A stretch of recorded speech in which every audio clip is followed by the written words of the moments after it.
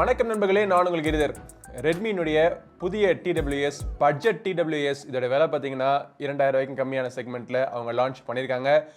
So இந்த ப்ராடக்ட்னுடைய விமர்சனம் தான் நம்ம இன்றைக்கி இந்த பதிவில் பார்க்க போகிறோம். ஸோ இந்த Redmi Buds 3 Liteனுடைய ஹைலைட்ஸ் எல்லாமே இங்கே முன்னாடி போட்டிருக்காங்க. இது ப்ளூடூத் 5.2ல் இயங்குது. பட் இருந்தாலும் நிறைய பேருடைய கேள்வி இது பேக்வேர்டு கம்பேட்டபிள் டெக்னாலஜி தான் எப்பவுமே ப்ளூடூத். ஸோ உங்கள் மொபைல் ஃபோனில் ப்ளூடூத் 5 இல்லாட்டி அதுக்கு முன்னாடி வெர்ஷன் இருந்தால் கூட அது கம்பேட்டபிளாக இருக்கும். ப்ளூடூத் 5.2 இருந்துச்சு அப்படின்னா 5.2 எல்லா அம்சங்களும் உங்களால் என்ஜாய் பண்ண முடியும். இது தவிர லோ லேட்டன்சி மோட் இருக்குது, IP54க்கான வாட்டர் ரெசிஸ்டன்ஸ் ரேட்டிங் இருக்குது, டைப் சி சார்ஜிங் போர்ட் இதில் இருக்குது. ஸோ மற்ற எல்லா விவரங்களும் பின்னாடி போட்டிருக்காங்க. ஸோ பாக்ஸுக்குள்ளே என்னென்ன இருக்குன்னு அவங்க வெளியே போட்டிருந்தாலும் நம்ம உள்ளே திறந்து பார்க்குறது தான் முறை. ஸோ திறந்து பார்த்துருவோம் உள்ளுக்குள்ளே என்ன இருக்குது அப்படின்னு. பாக்ஸ் பேக்கேஜிங் உடைய சைஸ் பார்த்தீங்க அப்படின்னா ரொம்ப சிறுசாக காம்பேக்டாக இருக்குது.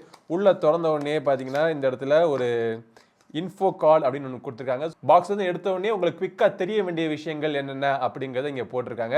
அதை வாசிக்கணும்னு நினச்சிங்கன்னா பாஸ் பண்ணி நீங்கள் வாசிச்சுக்கலாம். ஸோ இந்த ப்ராடக்ட் பார்த்தீங்க அப்படின்னா பிளாக் கலரில் மட்டும்தான் லான்ச் பண்ணியிருக்காங்கன்னு நினைக்கிறேன். ஸோ நம்மக்கிட்ட வந்து அந்த கேஸ் வந்து ஒரு மேட் ஃபினிஷிங் கொடுத்துருக்காங்க. இங்கே ரெட்மி அப்படின்னு அவங்களுடைய பிராண்டிங் நல்லா கிளியராக போட்டிருக்காங்க.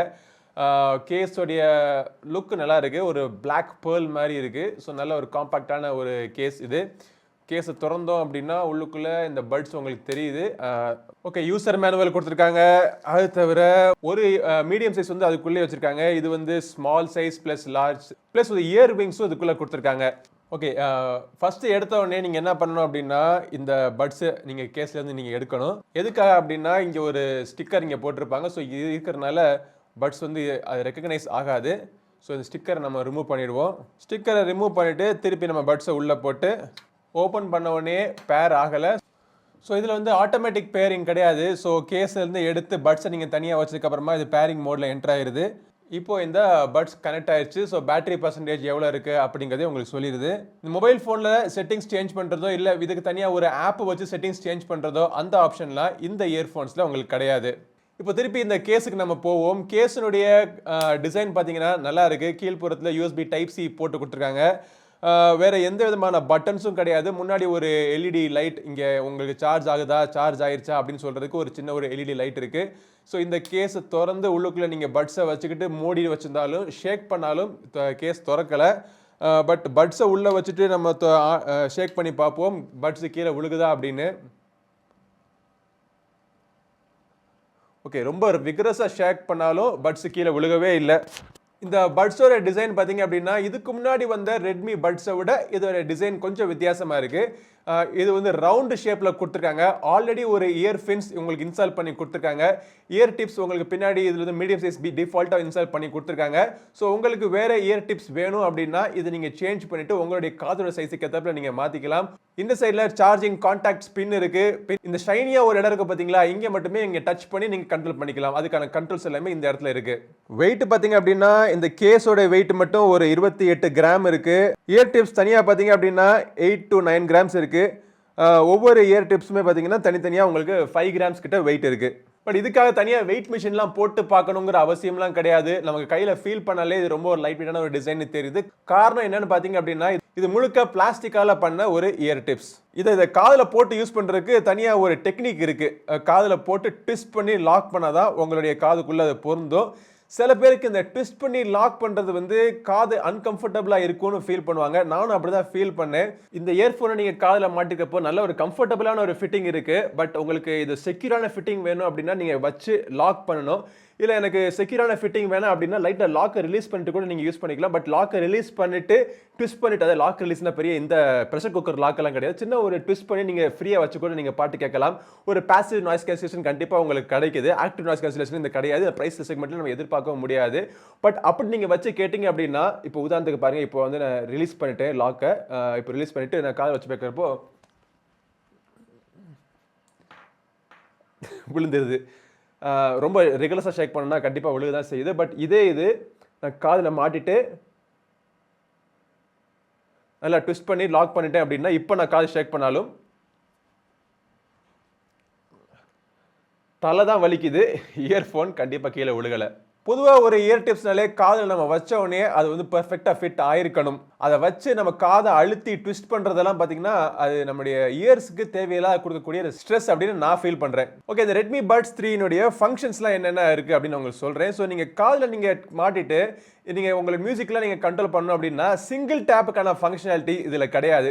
நல்ல விஷயம். ஏன் அப்படின்னா நம்ம சில சமயம் காதில் மாட்டிட்டு இதை அட்ஜஸ்ட் பண்ணணும் அப்படின்னா லைட்டாக நம்மள கை இங்கே ஸ்டச் ஏரியாவில் பட்டுச்சு அப்படின்னா தேவையில்லாமல் அந்த கண்ட்ரோல் ஆக்டிவேட் ஆகிடும். ஸோ அதை தவிர்க்கிறதுக்காக அவங்க சிங்கிள் டச்சை வந்து கம்ப்ளீட்லி அவங்க ஸ்டாப் பண்ணிட்டாங்க. எல்லாமே டபுள் டேப், அதாவது ரைட் நீங்கள் டபுள் டேப் பண்ணீங்க அப்படின்னா நெக்ஸ்ட் பாட்டுக்கு போகுது, லெஃப்ட் நீங்கள் டபுள் டேப் பண்ணீங்கன்னா ப்ரீவியஸ் பாட்டுக்கு போகுது.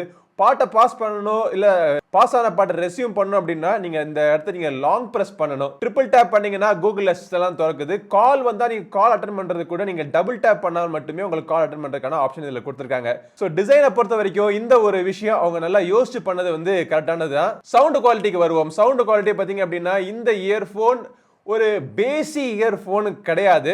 பேஸ் பிரியர்களுக்கு நல்ல ஒரு பேஸ் உங்களுக்கு கொடுத்துருக்காங்க. ஆனால் இந்த பேஸ் வந்து நல்ல டீப்பாக டிஸ்டிங்டாக இருந்தாலுமே ஓவர் பவரிங்காக இல்லை, அடுத்த ஃப்ரீக்வன்சியை போய் கலங்கடிக்கிற மாதிரி இல்லை. வாய்ஸோடைய கிளாரிட்டி நல்லா இருக்கு. இன்ஸ்ட்ருமெண்ட்டினுடைய கிறிஸ்ப்னஸ் கிளாரிட்டி வந்து லைட்டாக சில இடங்களில் மிஸ் ஆன மாதிரி இருக்கு.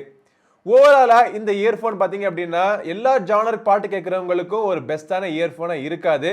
ஏன்னா என்ன மாதிரி இன்ஸ்ட்ருமெண்ட் பிரியர்களாக இருக்கிறவங்களுக்கு இந்த இயர்ஃபோன் இருக்கக்கூடிய இந்த இன்ஸ்ட்ருமெண்ட்டினுடைய கிளாரிட்டி பல இடங்களில் மிஸ் ஆகுது. கிட்டாரினுடைய கிளாரிட்டி ஆகட்டும், வயலின் இல்லை சின்ன ஒரு சிம்பாலினுடைய சவுண்ட், இதெல்லாம் பார்த்தீங்க அப்படின்னா பல இடங்களில் மிஸ் ஆகிற மாதிரி நான் ஃபீல் பண்ணேன். பட் ஒரு கம்ஃபர்டபுளான பிளசண்டான ஒரு ஹியரிங் எக்ஸ்பீரியன்ஸ், ஒரு கேஷுவல் மியூசிக் கேட்குறவங்களுக்கு, அதுவும் இந்த பட்ஜெட் செக்மெண்ட்ல சும்மா ஒரு பாட்டு கேட்கணும் நம்ம அப்படின்னு நினைக்கிறவங்களுக்கு ஒரு நல்ல ஒரு TWS இது அமையும். 2 இயர்பட்டையும் நீங்க யூஸ் பண்ணா கூட யூஸ் பண்ணிக்கலாம். இல்ல பேட்டரியை சேவ் பண்றதுக்கு ஒரு இயர்பட்ஸை உள்ள வச்சுட்டு சிங்கிளா யூஸ் பண்ணா கூட நீங்க தாராளமா எந்த ஒரு பட்ஸை கூட நீங்க சிங்கிளா நீங்க யூஸ் பண்ணிக்கலாம். இதுல கேமிங் மோட் இருக்கு. கேமிங் மோட் எனேபிள் பண்றதுக்கு 2 டச் ஏரியாலையும் ஒரே நேரத்தில் நீங்க தொட்டு நீங்க லாங் பிரஸ் பண்ணீங்க அப்படின்னா கேமிங் மோடுக்கு போயிருது. கேமிங் மோட்ல பாத்தீங்க அப்படின்னா 60 to 70 மில்லி செகண்ட்ஸ்க்கான லேட்டன்சி உங்களுக்கு கொடுத்துருக்காங்க. இது வந்து ஒரு fast base first player shooting கேம்லாம் நீங்க விளையாடுறப்போ ஸ்லைட்டா இன்னுமே ஒரு லேக் இருக்கும். பட் ப்ரொஃபஷனல் கேமரா இருந்தீங்க அப்படின்னா நீங்க வயர்டு இயர்ஃபோன் யூஸ் பண்றதுதான் பெஸ்ட். பட் ஒரு நான் ப்ரொஃபஷனல் அமெச்சூர் கேமருக்கு இந்த இயர்ஃபோனுக்கு போட்டு கேம் விளையாடுறதுல எந்த பிரச்சனையும் இருக்காது. கால்ஸ் பேசுறதுக்குமே இந்த இயர்ஃபோனுடைய சவுண்ட் குவாலிட்டி நல்லா இருக்கு. நம்ம பேசுறது அந்த பக்கம் உங்களுக்கு கொஞ்சம் கிளியரா கேக்குது, அந்த பக்கம் பேசுறது நமக்கு கிளியரா கேக்குது. பேட்டரி லைஃப் எனக்கு எப்படி கிடைக்குது அப்படின்னு ஒரு சில நாட்கள் நான் யூஸ் பண்ணிட்டு கீழ ஃபர்ஸ்ட் கமெண்ட்ல நான் போட்டு நான் கமெண்ட்டை பின் பண்ணி விடுறேன். பட் இந்த பிரைஸ் செக்மெண்ட்டுக்கு ஒரு TWS நீங்க பாத்துக்கிட்டு இருந்தீங்க அப்படின்னா இது ஒரு ஆப்ஷன். இதுதான் பெஸ்ட் ஆப்ஷன் சொல்லல, இதுவும் ஒரு ஆப்ஷன். இந்த ப்ராடக்ட் நீங்க வாங்கணும்னு நினைச்சீங்கன்னா இது வாங்குறதுக்கான லிங்க் வீடியோ டிஸ்கிரிப்ஷனுக்கு கிளிக் பண்ணி செக் பண்ணி பாருங்க. இந்த பதிவு பிடிச்சிச்சுன்னா லைக் பண்ணுங்க. நம்ம சேனலுக்கு இன்னும் சப்ஸ்கிரைப் பண்ணாதவங்க சப்ஸ்கிரைப் பண்ணிட்டு கூடவே இருக்கிற பெல் பட்டனை பிரஸ் பண்ணுங்க. அடுத்த ஒரு பதிவில் உங்களை மீண்டும் சந்திக்கும் வரை உங்களிடம் விடைபெறுவது உங்கள் நண்பன் கிரிதர். வாழ்க தமிழ், வளர்க பாரதம். நன்றி, வணக்கம்.